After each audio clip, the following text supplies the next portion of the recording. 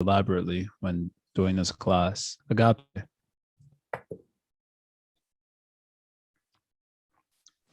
Haribo, I'm not sure if the Shuddha Sattva Visheshatma has been mentioned yet. It's a special manifestation of transcendental goodness where the Samvit and Hladini Shakti sprout, where we become cognizant of the spiritual energy and start to feel the bliss.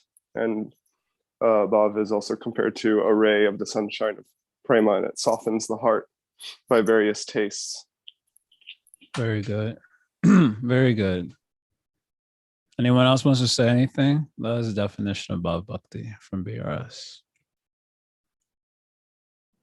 No? Any question? Anyone has any question?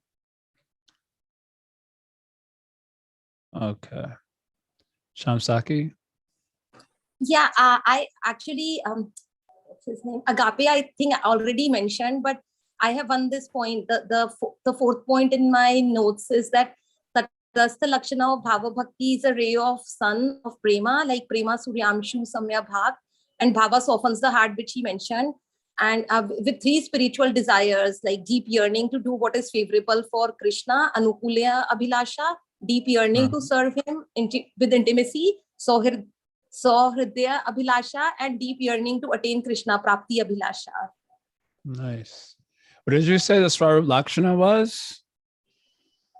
Huh? What is that, Prabhu? You said the Swarup Lakshana, right? What did you say? No, I said Tatastha Lakshana of Bhava Bhakti is a ray of sun of Prema. Yeah. And it softens the heart, right? And Swarup Lakshana is the first part, right? Shuddha Sattva Visheshatma. Yes. Infusion of Shuddha Sattva, like cognitive potency, Samvit, and Visheshatma, bliss potency, Hladini. So it's basically blossoming stage of three internal potencies of the Lord. Yes, very good. I hope you guys noting all this down if you didn't have any of these points in your write up.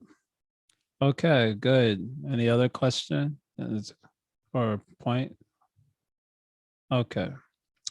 So what unique pair of 6 characteristics of bhakti inherently characterize bhav, described as the inner and outer parts of the flower of bhav? Okay.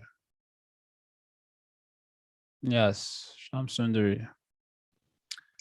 So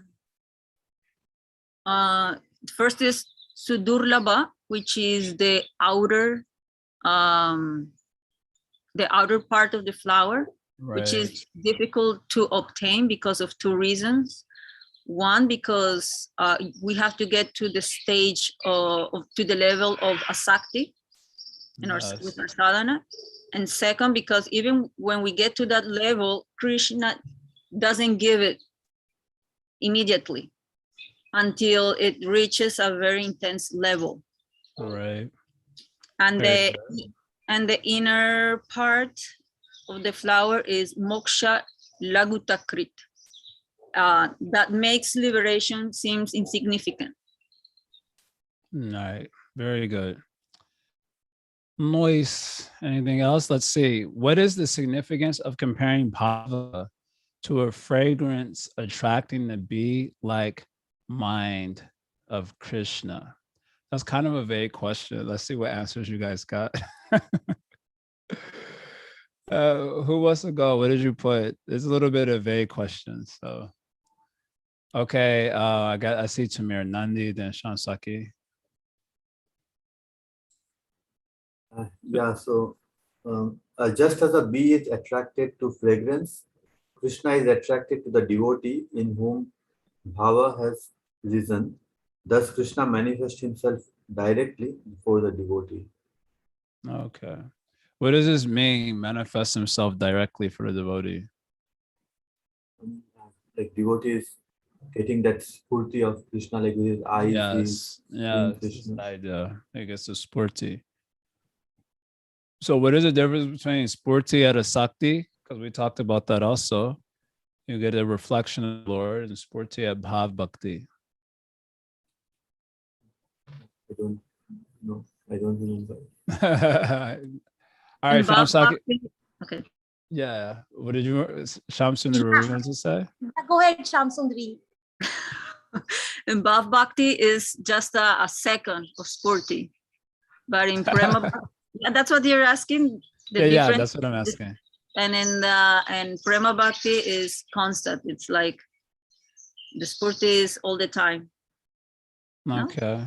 Yes. No, I thought you were asking me in Asakti and Bhav. Yeah, we're saying between Asakti and Bhav.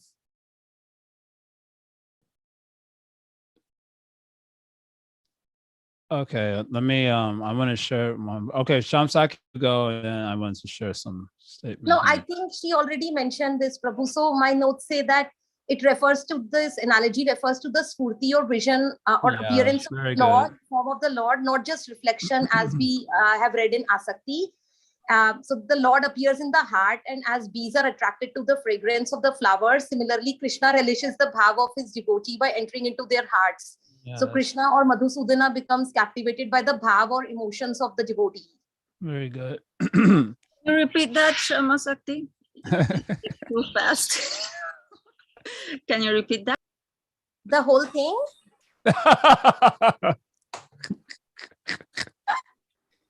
Just the last sentence. You can paste that, Shivani. You can paste that. Yes, okay. Okay, she's going to paste it. I wanted to share this verse with you guys from Srimad Bhagavatam. It's kind of an important verse. Sattvam vishuddham vasudeva shabditam yadite tatra pumana pavrita. So this context of this verse is Shiva is explaining why he didn't offer obeisances to Daksha at the yagya, right? And Daksha became very upset and he cursed Shiva, made so many offenses. So he having conversation with his wife, Sati. So she also wants to know, why didn't you offer obeisances? Everyone is offering obeisances. Why didn't you give that respect? Also, you are the son-in-law. That is natural. Why didn't you give him appropriate respect? So anyway, the purport of all this section is that as a sort of social etiquette, then one is offering obeisances to the person. But enlightened persons, when they offer obeisances, they're offering obeisances to the super soul inside, not to the person. You understand? So when you offer obeisances, when the people who are in ignorance, they think that the obeisance is to the person. But the person who's in enlightenment knows that the obeisances is to the super soul inside. So here Shiva wants to say that he was already seeing the super soul and offering him obeisances when he was in samadhi. So I had already offered obeisance in samadhi to the super soul. That was already going on. So there was no need to offer obeisances that time to Daksha as such. Also, he didn't know he was in samadhi. So he was already doing that work of offering obeisances. There's context there. So in that context, he explained this verse, Sattvam Vishuddham Vasudeva Shabditam. So the Vishuddha Sattva state, the pure goodness state, is called as Vasudev. Also, that's one of the names of that state. And it says here, Yadhiyate Tatra Pumana Pavrita. So in that state, the Puman means the supreme person is manifesting apavrita. Apavrita means without any covering. He is manifesting without any covering in that state. He revealed there without any covering, Pumana Pavrita. So in Asakti, there is some covering, right? There's some covering because the chitta, it is just a reflection in the chitta. So it's still some covering. And in state of bhava, prema, sadhya bhakti, in other words, there is no covering. So the spurti is very intense and powerful. So what that feels like experientially, I guess we'll know when we get there. But this is some distinction there between asakti and sadhya bhakti. So in asakti, you're not fully out of the material part. So it's just a reflection in the chitta. Whereas in sadhya bhakti, there's direct manifestation without any covering. So there's just an interesting verse to add to your collection of verses for this idea. Okie dokie. Let's move on then. So what is the analogy of sesame oil from the seed of Bhav indicating about the nature of Bhav? I don't remember the answer to that one. What did you guys put for that?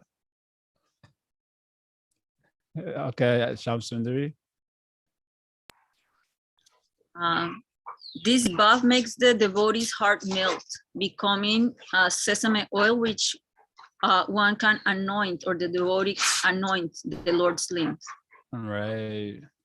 Yeah, this is basically that part of the Bhav definition, Ruchi Bish, Chitta Mashrinya Krit, that it softens the devotee's heart with various tastes.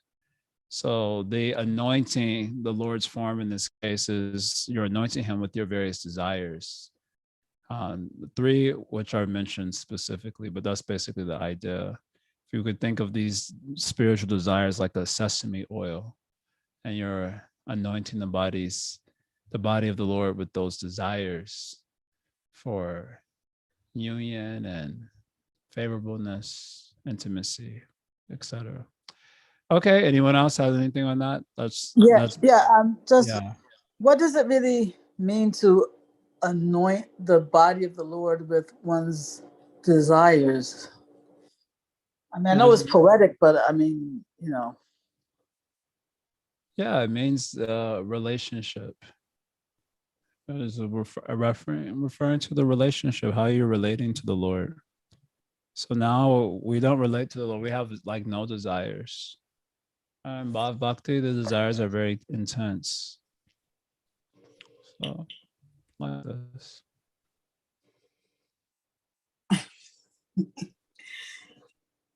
I mean, to anoint his limbs with is like, you know, I mean, just trying to get the connection to one's relationship with him.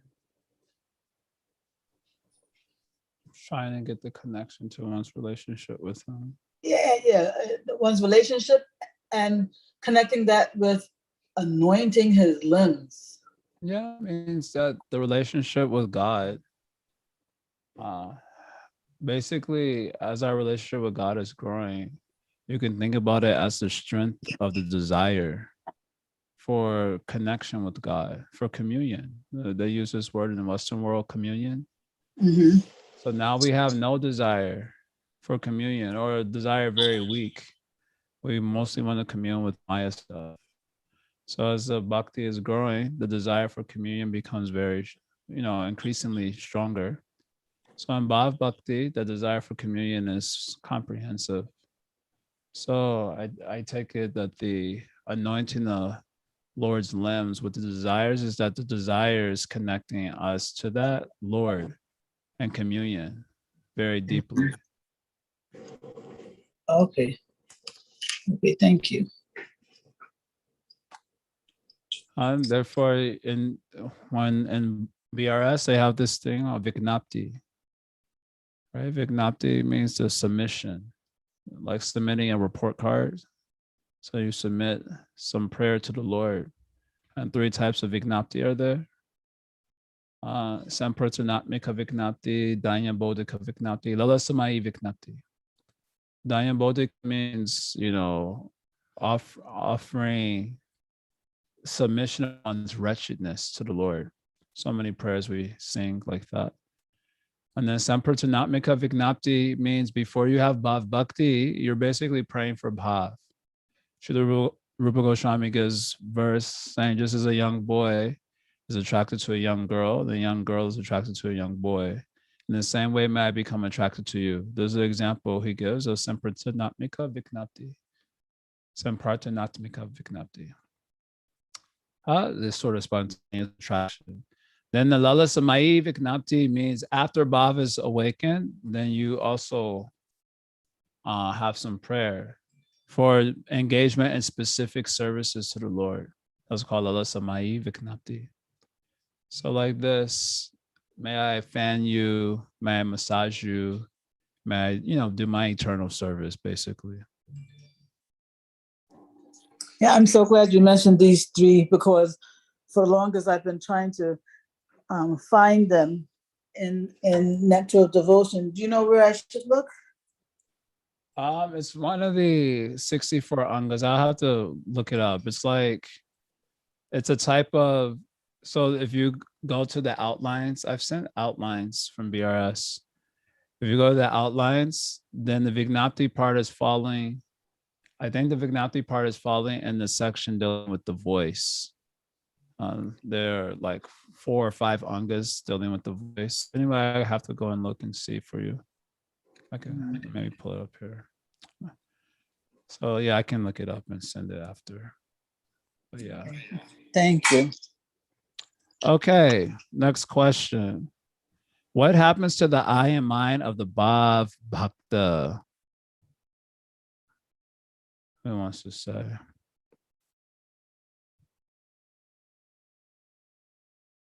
Okay, got a agape. The I and mind enters into the Siddha Deha and becomes in relation to Krishna, like having possessiveness of Krishna. Krishna is mind, as opposed to being in relation to our material bodies and right. Good. Anyone else wants to say anything? Any extra point? Any And questions? this is good, but you also gave us the example of a coconut, that the devotee still remains in the body but detached completely, like a ripe and dry coconut, that like it detaches from its shell but still remains in the shell. So something like that. Right. Very good. Pat. I had a question. First of all, I have to say, this is way above my head. I feel like I'm trying to hold my own. But in reading the book, there was a statement, he said, in this question about the I and mind, and it talked a lot about the devotee's feeling of possessiveness in regard to Sri Krishna or Bhagavan. I didn't quite understand, like, what does that mean? I mean, it's probably an elementary question, but I don't, could you give it like a little more definition of what that about feeling of possessiveness? Yeah. So just like you have children? Yes. So you feel possessive of them. These are my kids, right? Okay. And that possessiveness also forms a sense of identity, right? You are a mother because you have kids, isn't it? Mm-hmm. So because of your sense of what's yours, mine, that also impacts the way you think about yourself, right? Okay. Fine. So we have sense of possessiveness of so many things. Children or family is like a really high on the sense of possessiveness, right? This is my husband, my kids, my family. That's very much the top of the list on our feelings of possessiveness. And then smaller, this is my computer, my phone, etc. Basically, because we think we're the body, anything that has a relationship to the body, we think is mine, right? This is mine, my friends, my country, even, etc. So that's what I mean possessiveness here. That's sense of mind. Often the sense of mind will inform how you think about yourself. This is my country, for example. So someone becomes very patriotic, thinks I'm an American, right? So many ways we have the possessiveness. Here, if you have possessiveness of Krishna, this is my Krishna. That's going to inform the way that you think about yourself too, right? Yeah. Like you are a mother because of having kids that you think are yours. So also someone thinks that they are, this is my Krishna. So why, how this is your Krishna? So you're having some particular relationship with Krishna and you think this is my Krishna, and that's going to inform how you think about yourself also. So it becomes very like, it's like a feedback loop. It becomes very strong. Good. Thank you. That was helpful. Thank you very much. Yeah. So in the material world, I is very much steeped in the material body. So we remain locked into samsara because of this. Tamir. Krishna Prabhu, I have one question I forgot to ask before 2 days. So my question is that like this Madhurya Kadambini is taught so that we can, okay, have some estimate like what level we are in. So my question is that if someone exhibits like the anarthas, both in the stage of bhajan kriya and anartha nivritti, so how does he know what stage he is in? Like for example, let's say this Ghantaral that is in the stage of bhajan kriya, that sometimes we are so fixed up and sometimes we are not so much fixed up. So somebody may think, okay, maybe I'm doing bhajan kriya, and then this laziness or vikshepa, yeah, so those are in the stage of anartha nivritti. So then somebody may say that, oh, like I am lazy, or if I try to chant Hare Krishna, my mind is so much distracted. So these are the anarthas in anartha nivritti, then maybe I am anartha nivritti. So like that, we can be indecisive. Like sometimes we think that, oh, I am manifesting the anarthas in anartha nivritti, that's why I am in anartha nivritti. And then sometimes we may think that I have not surpassed the anarthas in bhajan kriya, so therefore how can I go above bhajan kriya? So I must be in bhajan kriya. So how do we know that? So there are two types of bhajan kriya, right? Anishita bhajan kriya and nishita bhajan kriya. And another vritti is, you can, I don't know how helpful it is to think of it as a stage. It's the effect of doing bhajan. So as long as there are nartas there, your bhajan will be anishita. And when you're conquered over a good portion of the anartas, right? Nasha prayesh abhadreshu, right? Nasha prayeshu abhadreshu means when almost all the anartas are eradicated, right? The abhadras, the offenses ones remaining a little bit long. So then you'll come to nishta, right? Bhakti bhavati nishchiki. So in this nishta, he gave clear indicators of how one might understand that they were in nishta. It specifically mentioned the 5 obstacles to bhajan, such as, sleep and distraction, etc., are not manifest in that bhajan. So in this way, you can get a sense that, okay, I'm at nishita bhajan kriya or nishita. So anartha is like an effect of doing bhajan. So as long as there are anarthas, the bhajan will be anishita. So, and then there are 6 types he mentioned, the ways in which you can understand that, like, yeah, I'm not fixed because of the anarthas. Gana tarala, vyuda vikalpa, niyamakshama. These are the ways you can understand that there's some anarthas there that's making my bhajan like this, not steady. And these are the 6 indicators or 6 symptoms of an unsteady bhajan. So it must be some anarthas there. Whereas if you have nishta bhajan, then those things will not be there, right? Right. Yeah. Thank you, Prabhu. And then one more question I have. So it is said, like, let's say in the case of bhava, the devotee will have manya shunyata, like freedom from pride, and nam gane sadaruchi, a perpetual taste for chanting Bhagwan's holy name. So does it mean that one who has not attained bhava, like even if let's say he is in asakti also, then he can have some pride and he won't have like perpetual taste for chanting Bhagwan's holy name. Like sometimes he will chant and sometimes he may not chant. Like that, does it mean? So your question is, are these symptoms of bhav bhakti, do they not apply to the asaktiman also? Right. Yeah, because in says that in bhav he is freedom from pride. So in asakti, can he have some pride? That's a good question. I don't know. My intuitive sense is that no, the asaktiman, especially as he's getting more and more asakti, probably looks very similar to the bhav bhakta, right? The asakti is compared to the buds, right, on the Krippa that are just about to flower. So, yeah, I think I'm just thinking intuitively and thinking out loud. Some of the major distinctions between bhav and asakti is the nature of the spurti that appears inside the minds of each of these devotees. but their external symptoms may look quite similar, actually. The reason for the reason for the discussion of the 9 symptoms indicative of above Bhakta is in the context of, in Bhav Bhakti, you get the Sattvika bhavas, right? Such as Romancha Kampa Shrutaranga Bhaja, right? That like hair standing on end, tears, choking on the voice, becoming pale, fainting, and so on. So many people may imitate this, or somehow it may come up. So someone may think, oh, I have Bhav. So in that context, Rupa Goswami is saying, no, these 9 indicators are there for someone who really has Bhava. But because in Bhava, there's also the Sattvika Bhavas come up.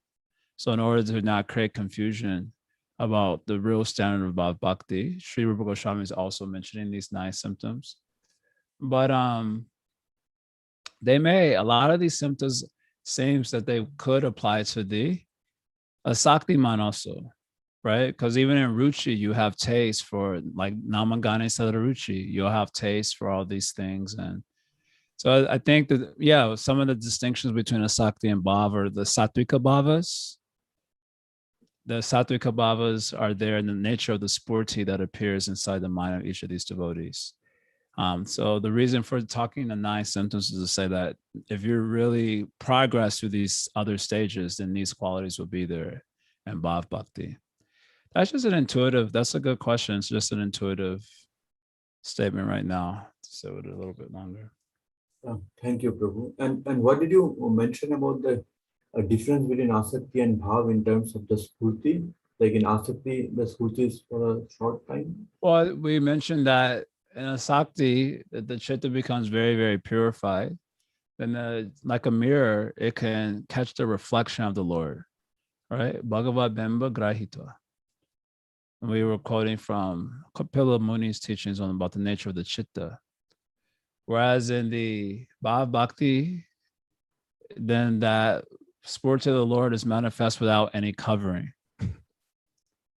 Yadiyate tatrapaman apavrita. So this is the nature of the spurti, and also the Sattvika Bhavas come in Bhav Bhakti. Okay, so it means like in Asakti, he sees a reflection of the Lord, but in Bhav, he directly sees the Lord. Yes. So someone may say, well, what is the difference? So there's some difference. Yeah, because I was thinking, I know you're going to say, what is the difference? Well, it's a difference. Just like suppose you're looking at a mirror, right? You're looking at a mirror and you see the reflection of a friend standing nearby in that mirror. That's a lot less intense than looking directly at him, right? So there must be some distinction there. But then you say, well, the Lord is absolute. So seeing him. Yeah, like his reflection should also be Vishuddha Sattva. Huh? Like his reflection also should be Vishuddha Sattva. His reflection is not an Abhas or Tama. Yeah, I guess this is just a way of speaking about the intensity in which one experiences the Lord, right? You can understand that if you see someone in a reflection, it will be less intense than actually seeing them directly. So there's like degrees of intensity of the experience of communion in these different states. Thank you. Okay, so having said that, what 9 symptoms mark the Bhav Bhakta for the learned, even when the Bhav Bhakta tries to conceal his inner world? Okay, Bhakti Reed, you're up.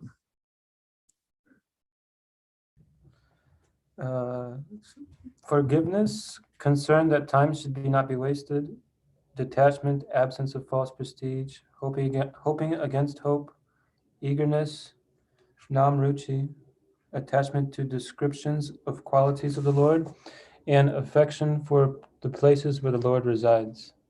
Very good. Do you have the Sanskrit terms, or you just? I didn't write the Sanskrit terms, but I know it's BRS 13, 25, and 26.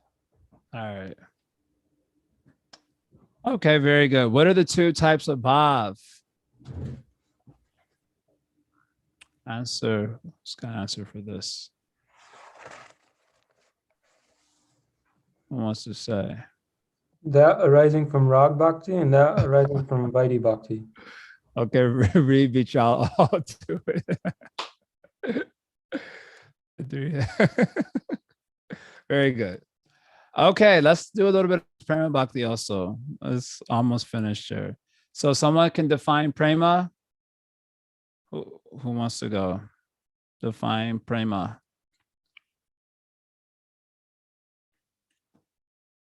All right, Sham Saki. Yeah, when Bhava or Rati has thoroughly melted the heart with the three desires that I just told above, like Bhava in Bhava section, and then a condensation of ecstasy, strong feeling of possessiveness for the Lord, and not just Furti like in Bhava, but in Prema, it is the direct darshan of the Lord. What is the Swarup Lakshana of Prema?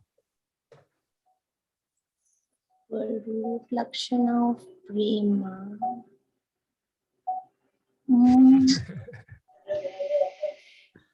Who can say, what is the Swarup Lakshana of Prema Bhakti?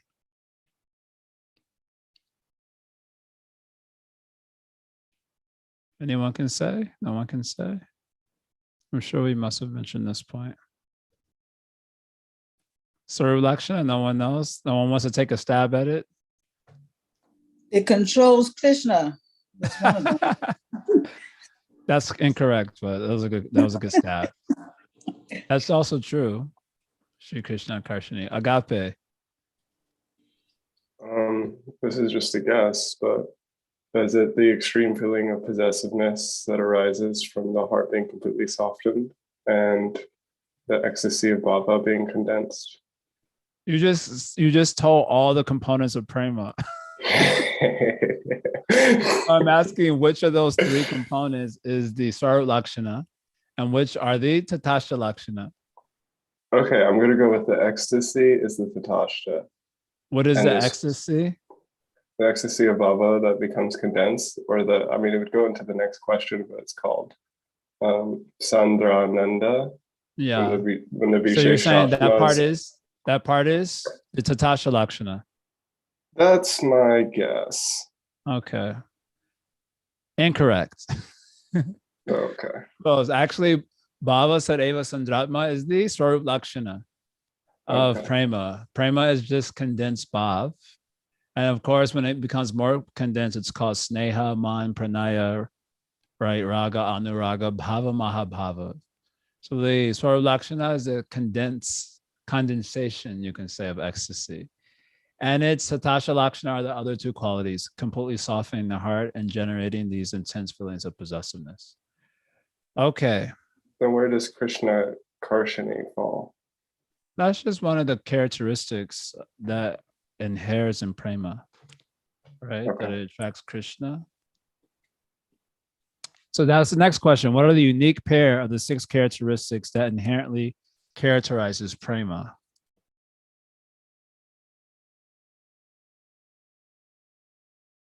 Unique pair of the 6. Who can say? Who wants to say? We already mentioned them.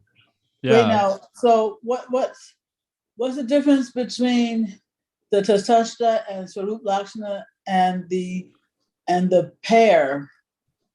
You know, the two characteristics. The Swarup Lakshana means like the essential essence of the thing. Mm-hmm. And the Tatasha Lakshana means like the effects, or they're like the effects that come up as a manifestation of the essential nature. So you're saying Sri Krishna Karshini, well, these two pairs. First of all, what are the two pairs? Someone can say that first. Then we answer your question. We'll try. First you answer. Sandarananda. Yes. Krishna Karshini. Condensed bliss and it attracts Krishna. Okay, good. So what is the difference between the Swarup Lakshana? That's actually a good question because they're very close to each other actually here. Because the Swarup Lakshana is condensed ecstasy and the effect is also condensed bliss. And because of that, it's attracting Krishna also, who's attracted to bliss, happiness. So that's a good question. I have to ask, actually. They're very close here in this regard. These essential characteristics of prema. They're basically non-different from the definition of prema. Good question. I guess before we encounter the definition of prema and Bhakti Rasamrita Sindhu, we first encounter these 6 characteristics. Rupa Goswami says in the very beginning that this bhakti has 6 characteristics, each pertaining to a degree of attainment in bhakti. Then later on, he defines prema. But then the definition of prema and the 2 characteristics that uniquely qualify prema seem very similar. So are more or less the same. So that's interesting. Okay, we're going to move on. Why is the Lord's Krippa required to take his darshan? Okay, so we already heard from Shamsaki, darshan means appearing directly before the senses. So why is the Lord's mercy required for taking his darshan in the true sense? What did you guys put for this?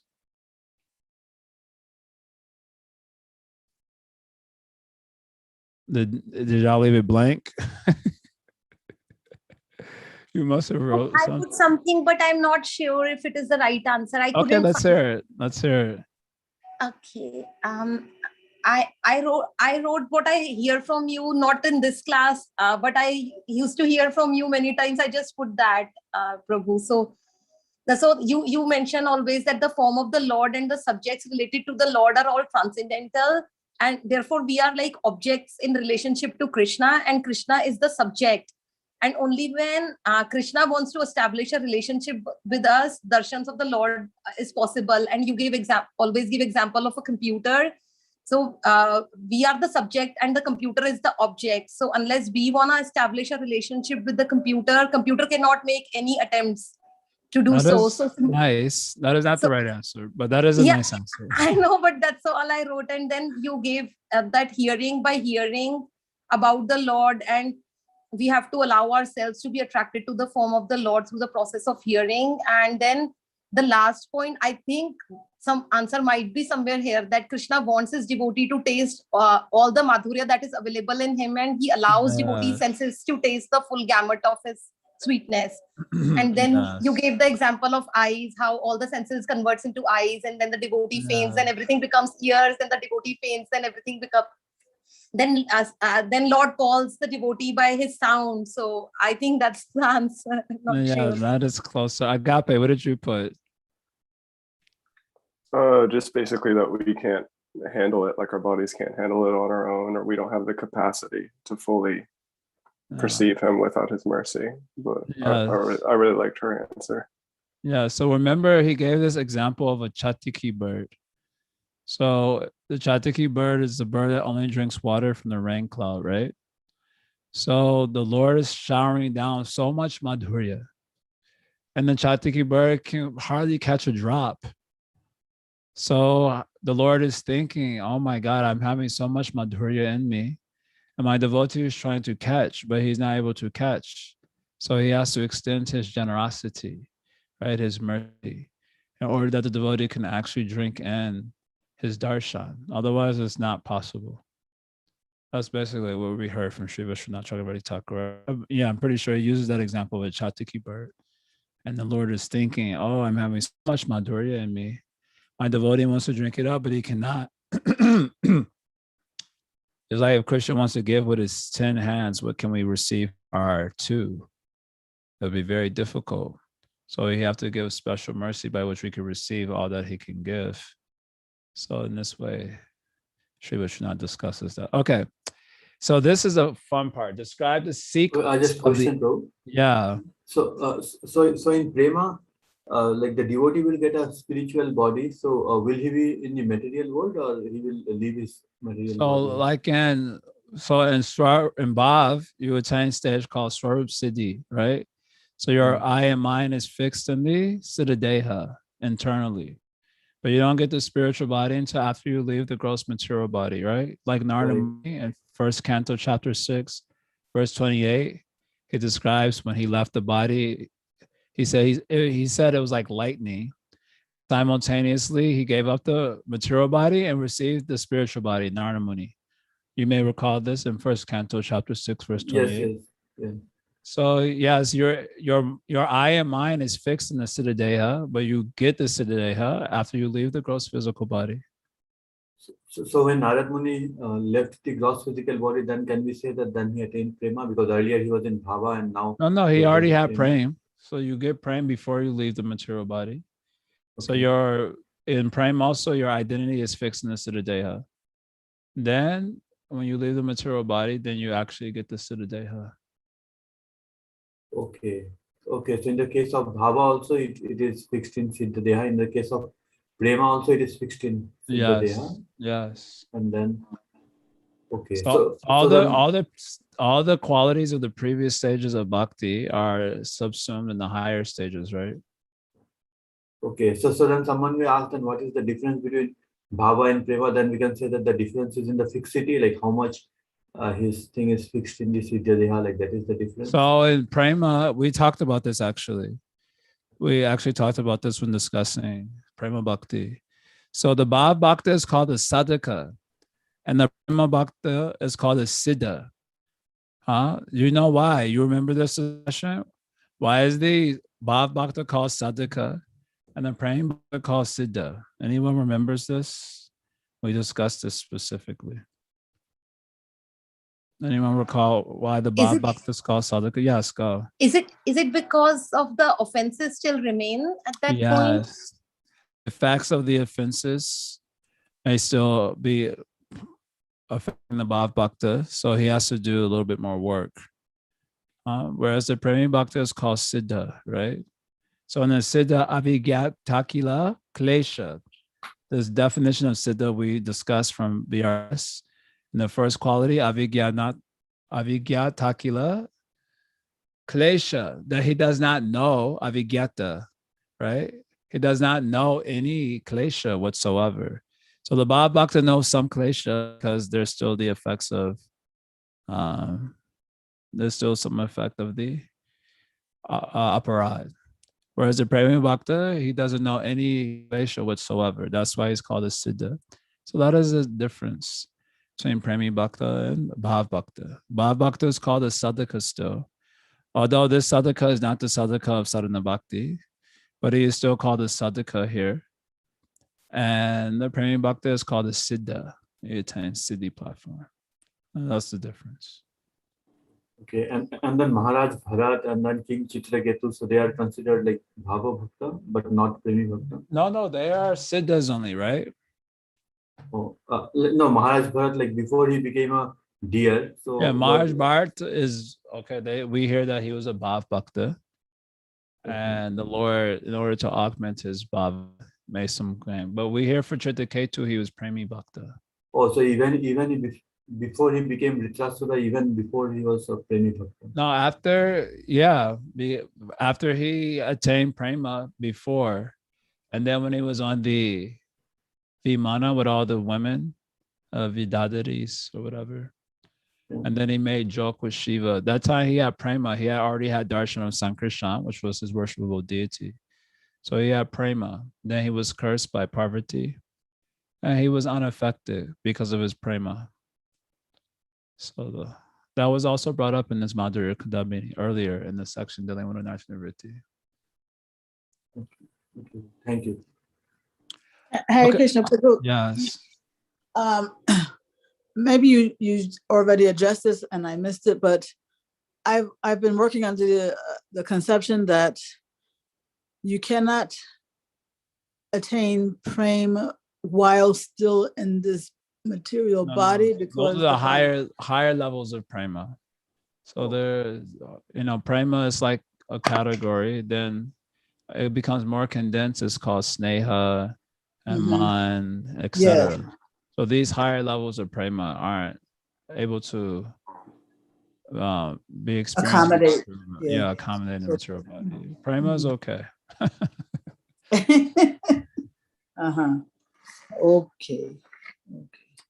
Okay, let's do this question. Describe the sequence of the evolution of the spiritual I and mind, using the terms describing the 5 types of nullification heard in the 3rd shower.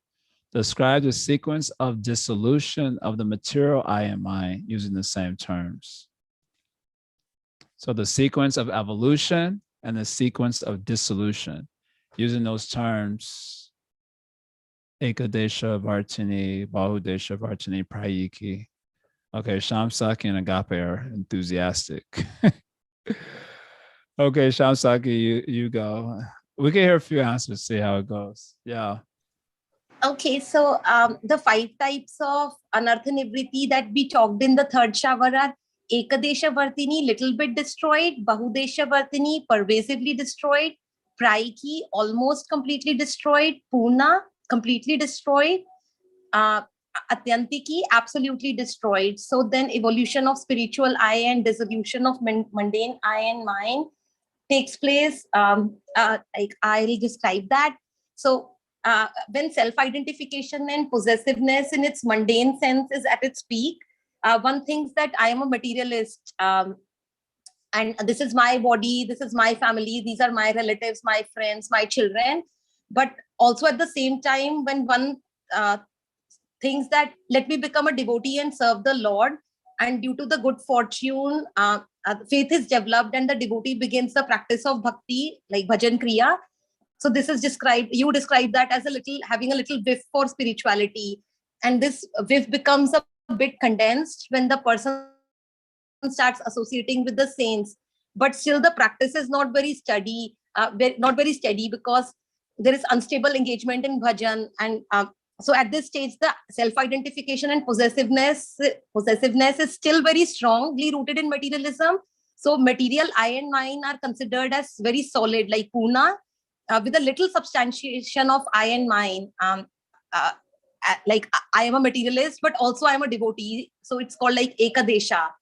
But when one becomes fixed in Nishtha after overcoming anartha nivriti, spirituality pervades one's consciousness. So it's considered Bahudesha, which means that the spiritual I and mind becomes quite comprehensive and the mundane influence becomes prayiki, like almost destroyed.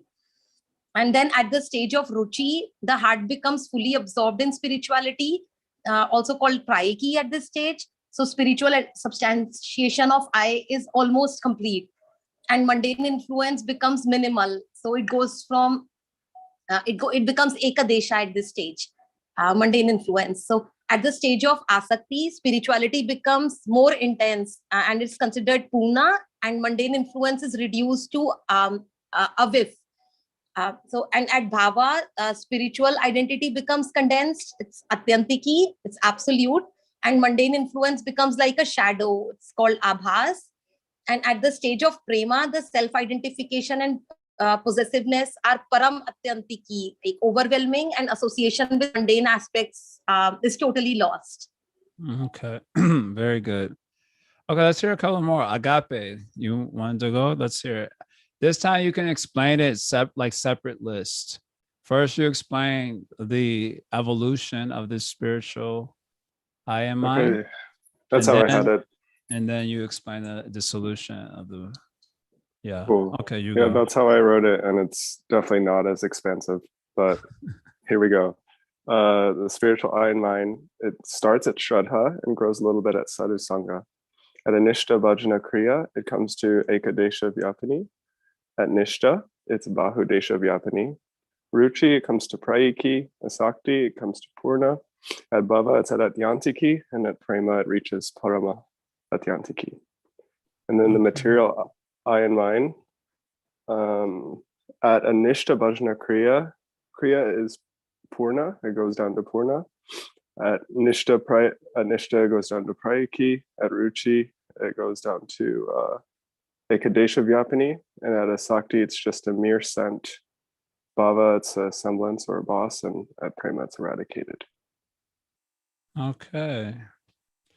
Nice. Anyone else wants to share their list? Did anyone else write? Tamir, Ree, Shamsundari, anyone?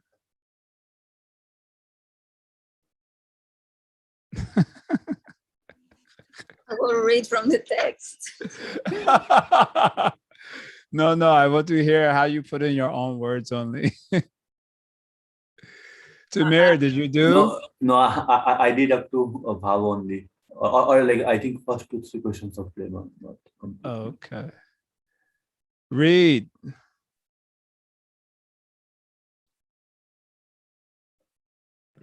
I didn't answer this one either. Okay, did you now, is it clear to you?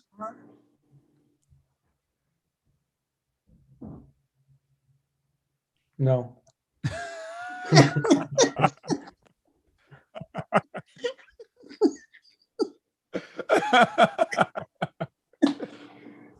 Jai.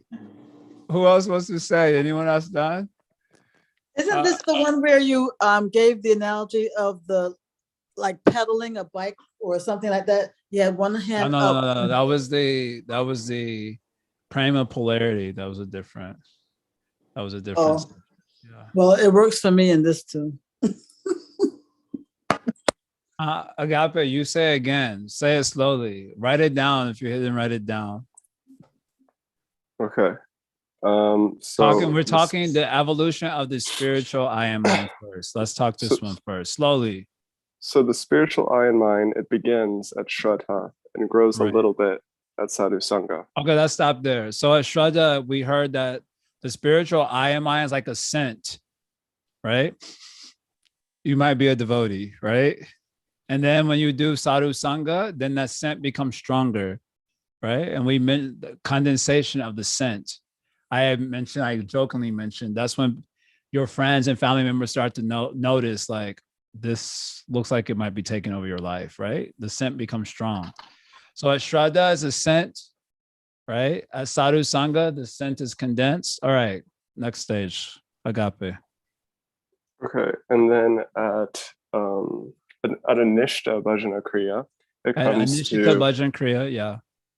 it comes to the Ekadesha Vyapani, which is the first technical category. Right, Ekadesha Vyapani, which means that, what does that mean? Ekadesha. It means partially eradicated, it's substantial enough to, be an official category, but it's still very partial. Okay, next. Or eradicated isn't the right word. It's manifest, I guess, because we're talking about spiritual. And then at Nishta, it's Bahu Desha Vyapani, which is like expansively manifested. Right. So decent amount. And then at Ruchi, it comes to Prayaki, which is almost complete. And then at Asakti, it comes to Purna, which is complete. And then at Bhava, it comes to Atyantiki, which is absolutely complete. And then at Prema, it comes to Parama Atyantiki. Very good. Cool. Is it clear? No, what's the difference between complete and the one at Prema, absolutely complete? Well, in the discussion of Narivritti, the difference was that something can be complete, but it can revert to the previous state. Whereas if it was absolute, there was no question of reversion to the previous state. That was how we heard it that time. The distinction between Purna and Atyantiki. Oh, is it clear? Well, didn't you just ask about Parama though? So that would need a different explanation too, right?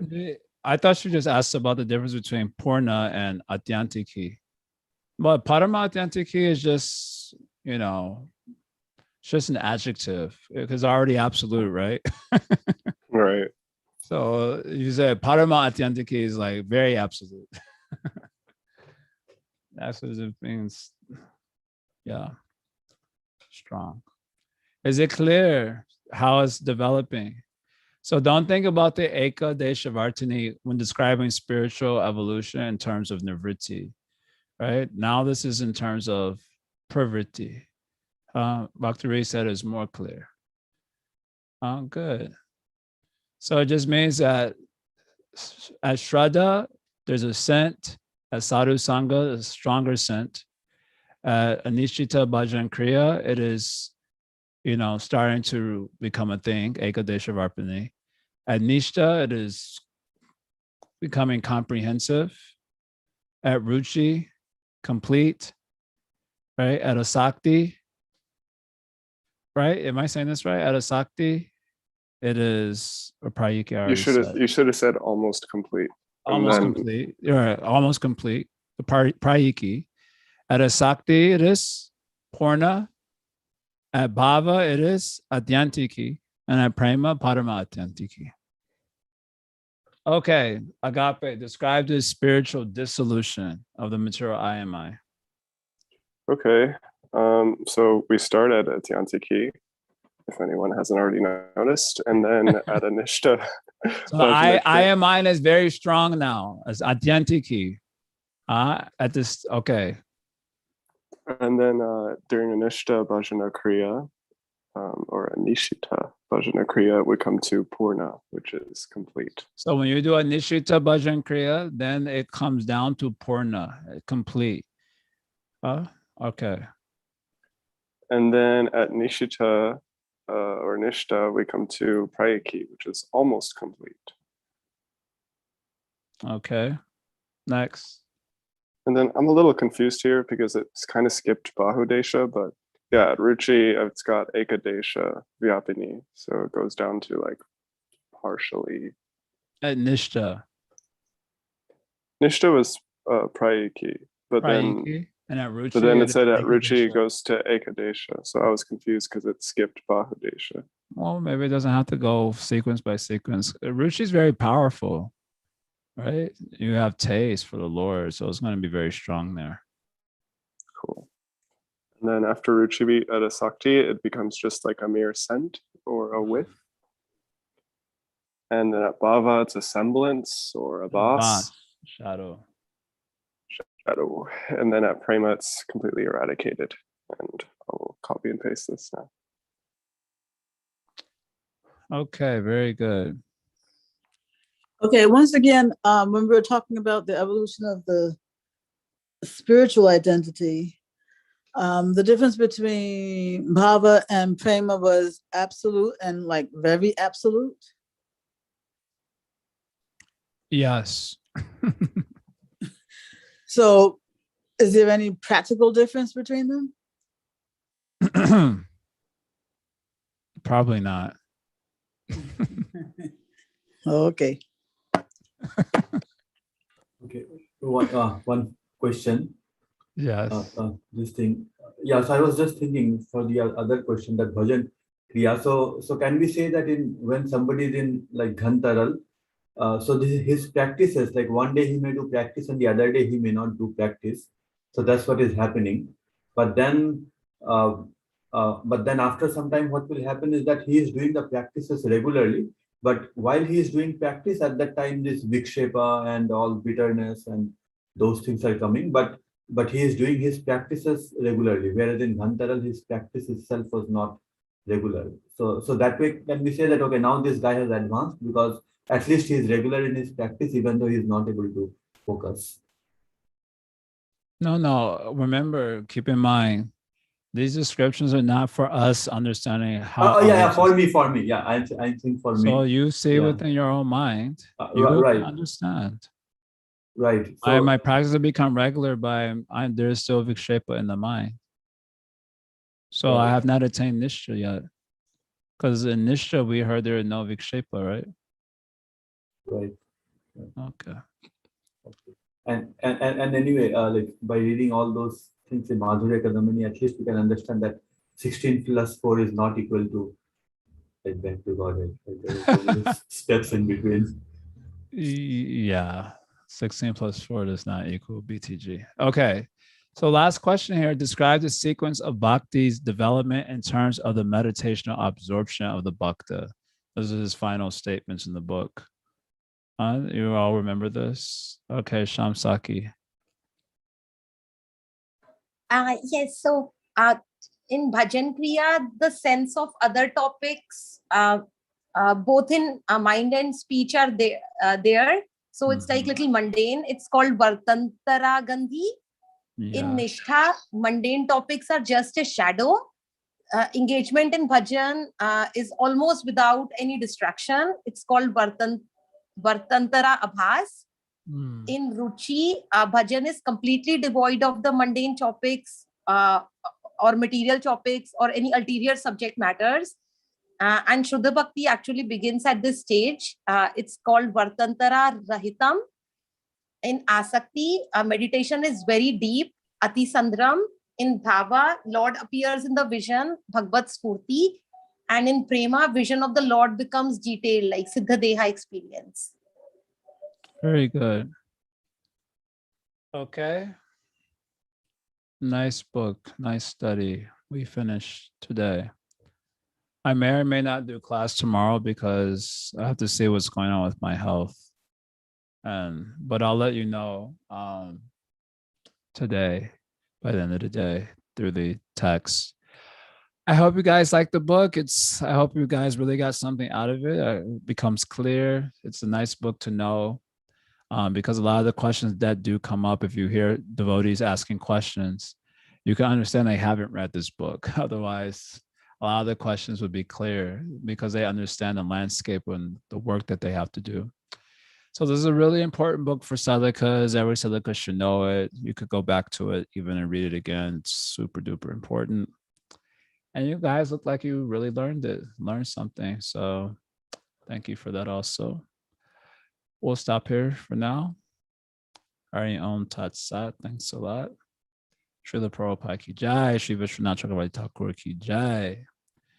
Sri Madhurya Kadambini ki Jai. Sri Gaudiya Guru Varga ki Jai. Go Premanandi. Hari Hari Bo. Hari Bo.